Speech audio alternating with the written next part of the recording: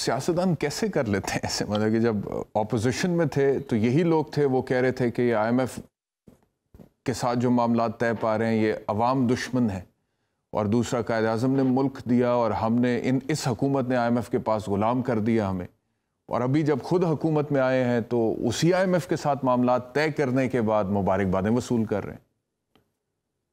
ये तो सियासी बयानात हैं बैरिस्टर एहतेशाम साहब। मुझे हैरत हो रही है कि आप इन सियासी बयानात को या सियासतदानों के इस किस्म के बयानात को इतनी संजीदगी से लेते हैं। अगर आप इससे ज़्यादा माजी में चले जाएंगे तो पाकिस्तान तहरीक इंसाफ के सरबराह जब हुकूमत में नहीं थे, ऑपोजिशन में जब वो थे, तो वो IMF की डील के खिलाफ क्या क्या बातें किया करते थे। कशकोल तोड़ देना चाहिए, हम भीख नहीं मांगनी चाहिए, मर जाएंगे, घास खा लेंगे, IMF के पास नहीं जाएंगे। तो चाहे पाकिस्तान तहरीक इंसाफ के सरबराह हों, चाहे नून लीग के लोग हों, चाहे पीपल्स पार्टी के लोग हों, किसी भी जमात के रहनुमा हों, जब अपोजिशन में होते हैं उनकी कहानियां कुछ और होती हैं, जब वो हुकूमत में आ जाते हैं उनकी दास्तानें कुछ और होती हैं। तो इनको बहरहाल सिर्फ सियासी बयानात के एतबार से लेना चाहिए। पॉलिटिकल स्लोगनियरिंग होती है ये, इलेक्शन कैंपेन की स्लोगनियरिंग होती है ये। लेकिन हैविंग सेड दैट, जब तक आप पाकिस्तान में इकोनॉमिक रिफॉर्म्स नहीं करेंगे, रुथलेस इकोनॉमिक रिफॉर्म्स नहीं करेंगे, ये बच्चा बच्चा जानता है। मैं कोई इकोनॉमिक्स की बहुत टॉप किस्म की स्टूडेंट नहीं हूँ, लेकिन जितना हम लोग प्रोग्राम करते रहे हैं, ये अरसा हो गया है, जितना अपने इकोनॉमिक एनालिस्ट के साथ, एक्सपर्ट्स के साथ हम बातचीत करते हैं, जितनी बेसिक्स हमें बताते हैं, समझाते हैं, जितना हम लोग पढ़ते हैं, हमें भी अंदाजा हो चुका है कि पाकिस्तान के पाँव में वो सकत नहीं रही कि आप IMF के बगैर गुजारा कर सकें। आपको मुस्तकिल जाना पड़ेगा। अब सोचने की बात यह है कि मार्च के बाद आप क्या करेंगे। ये स्टैंड बाय अरेंजमेंट है।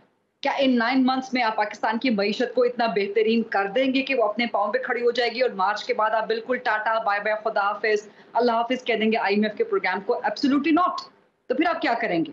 और फिर अभी देखिए, IMF के प्लान के बाद बिजली आज ₹1.5 ₹2 बढ़ा दी है कि इलेक्ट्रिक का रेट आप आज बढ़ा रहे हैं। कराची में सारे के सारे आपके बिजनेसमैन बैठे हुए हैं, इंडस्ट्रीज आपकी बैठी हुई हैं। बिजली गैस का रेट आप बढ़ा रहे हैं। एमा वालों से मेरी बात होती है, वो कहते हैं अपना सर पीट रहे हैं। क्या बिजली गैस के रेट बढ़ा रहे हैं तो एक्सपोर्ट्स कैसे बढ़ाएंगे?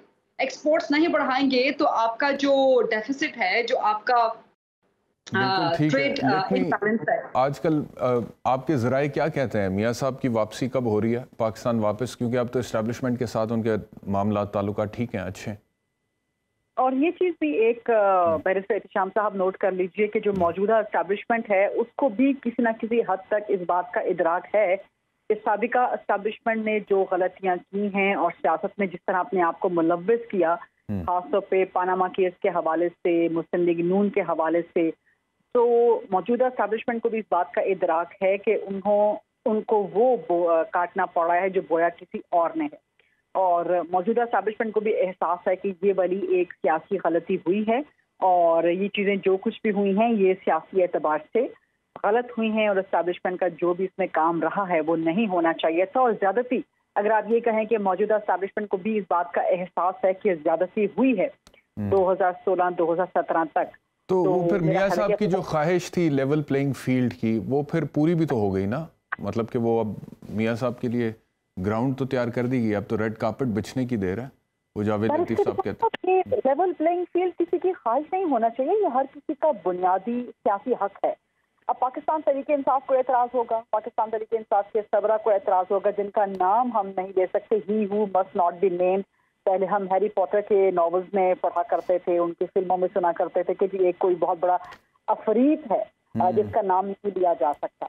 लेकिन मैं समझती हूँ कि ये सब कुछ गलत है। आप किसी का नाम लेने पे पाबंदी, किसी के रिप्रेजेंटेटिव्स को बुलाने पर पाबंदी, ये रिडिकुलस चीज़ें हैं। ये बुनियादी इंसानी हुकूक की ना सिर्फ खिलाफ वर्जियाँ हैं बल्कि ये आपके आइन के मुनाफी भी है, आपके लॉ। तो anyway, coming back to the point कि देखिए, नवाज शरीफ पर भी आपने पाबंदी लगवा ली थी, आपने क्या बिगाड़ लिया?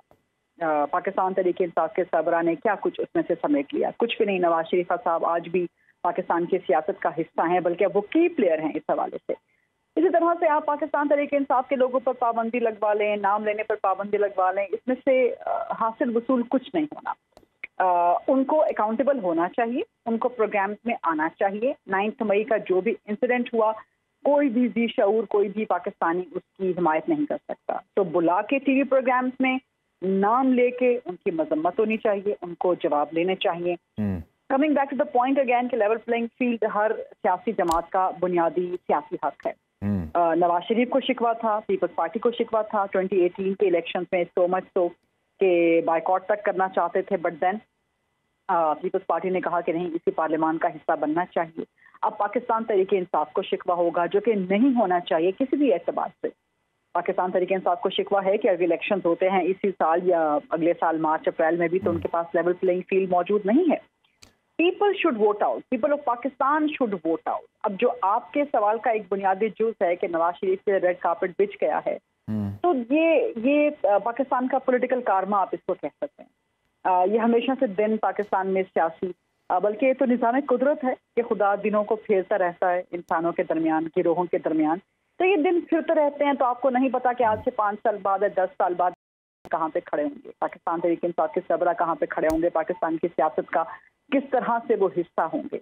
उम्र बेशक उनकी 75 साल के करीब हो गई है। नहीं 70 है, आपने 5 एमई बढ़ा दी है, 70 है। नहीं 73 इयर्स के हैं, 73 इयर्स के हैं। नहीं 70 के हैं मेरे ख्याल में। Is going to turn 71 this year में भी। 1952 नहीं है उनका वो ईयर ऑफ बर्थ।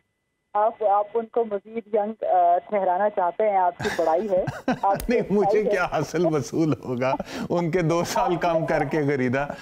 मैंने तो वो उनको मजीद यूथ में शामिल करना चाहते हैं, तो sir let's take it 70 but 10 साल 5 साल बाद 10 साल बाद। नहीं, खान साहब का जो रिपोर्टेड है year of birth, I think it is 1952 if I am not wrong.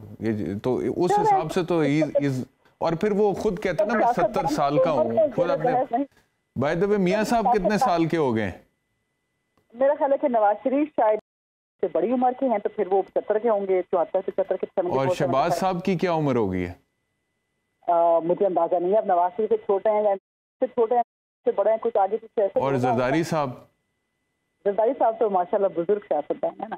अच्छा, आपने मुझे इसलिए प्रोग्राम में ज़हमत दी है, दावत दी है कि हम सियासतदानों की बायोलॉजिकल उम्रें डिस्कस करें। अब जब बात निकल ही पड़ी इस तरफ, तो मैंने कहा सभी की उम्रें डिस्कस कर लें, किसी एक की करेंगे तो वो कोई माइंड ही ना कर जाए इस बात पे।